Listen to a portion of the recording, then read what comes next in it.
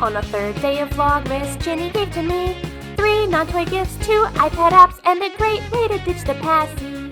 Hello and welcome to day 3 of my Vlogmas series. If you are new here, hello and welcome. My name is Ginny. I am a certified teacher, doctoral student of education, and mom to 2 girls, Alice, who is my 2.5-year-old, and Mina, who is my 1-year-old. In this video, I'm going to give you, on my 3rd day of Christmas, 3 ideas for non-toy presents. So obviously there are way more than 3 ideas. However, I wanted to limit it to 3 in the spirit of my countdown as I'm trying to do it. So I'm going to give you my top 3.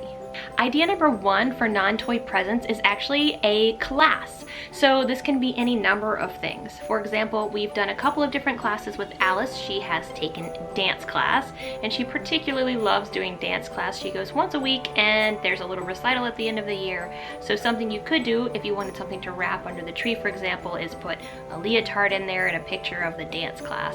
So that's something you're not junking up your house with, but it's a wonderful experience for your child. Something else that Alice has done that's another idea for a class is doing gymnastics. Now obviously I have a girl, but boys can of course do gymnastics too.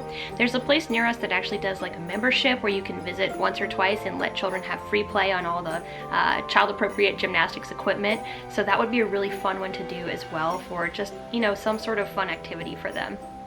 Other ideas of possible classes you could do are things like a music class. They have, of course, swimming classes, which are beneficial for your child to learn to swim as well. And of course, some of them actually have little miniature sports classes too. I know in particular around here we have soccer for young ones. I'm not sure about other sports, but there's soccer classes for young ones. And how can I forget to mention art classes too? You can always sign up for an art class or even just an art experience where you go and, let's say, paint a bowl at one of the ceramic places around you and then have it for the next holiday season. Classes are such a good way to allow your child to experience something new and a really valuable gift that doesn't junk up your house, especially if you're living in a space that is limited on the ability to add more stuff. Idea number 2 is similar in that vein, but a little bit different, and that is a membership to your local zoo, aquarium, or children's museum. So in my city, I live in Atlanta, and we have a fabulous zoo and aquarium. So what I decided to do as a gift to both of my girls is get an annual membership to both the zoo and the aquarium. That way we can go whenever we want to through the course of the year, and it has more staying power than just, let's say, one specific thing or one specific event. It's something they'll be able to enjoy multiple times throughout the year. If you haven't taken your kids to a zoo yet or an aquarium yet, let me tell you, it is so much fun. My girls regularly love to visit both the zoo and the aquarium, especially the zoo. They have an area where you can actually brush goats and sheep, and both of my girls just absolutely adore that, and it's a wonderful, enriching experience for them. Another idea that you could of course do, like I said, is a children's museum. A lot of the children's museum have memberships or multiple visit passes, and that's something else that you could possibly do as well. So any sort of experience that you could share as a family that was mutually enjoyable, that's kind of the thing I would look for in terms of a membership. I mentioned the zoo and the aquarium because I happen to like animals a lot, and my girls do too, but whatever it is that you're passionate about, let's say you really love ice skating, maybe that's something that you could do and get a membership to your nearest ice skating rink and all go as a family and learn to ice skate. Obviously with really tiny ones, that's not going to work. Another great membership option too is your local YMCA. Usually they are stocked full of all sorts of really cool exercise, swimming paraphernalia for both you and your child, and they're typically fairly reasonable in price. We have one fairly near to us, and it is fabulous, and they actually have like a daycare area too where you can drop your kids off and work out, or you can all do something together like go to the pool. So like I said, my second idea is a membership of some sort to something local for you. For us in particular, that is the zoo and the aquarium, because if you haven't been to Georgia Aquarium, it is amazing.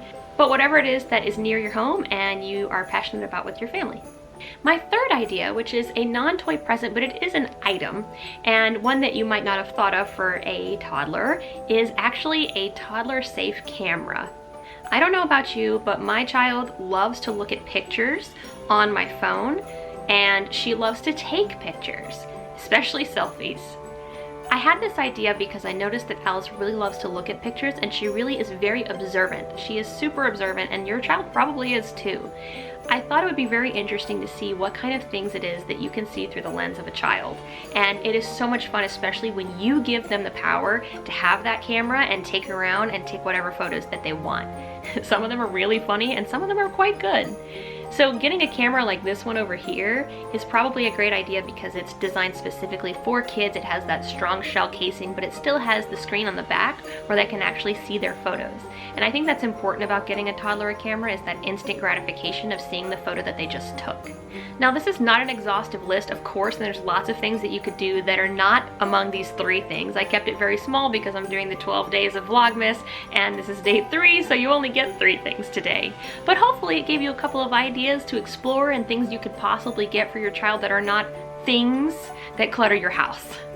Tomorrow for 4, I'm going to be talking about stocking stuffers, so I hope you will come back and check out my stocking stuffers video for the day 4 of Vlogmas.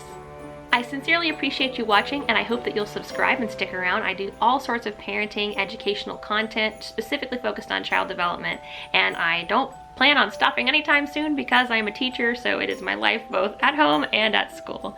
Thank you so much for watching and I will see you next time. Take care!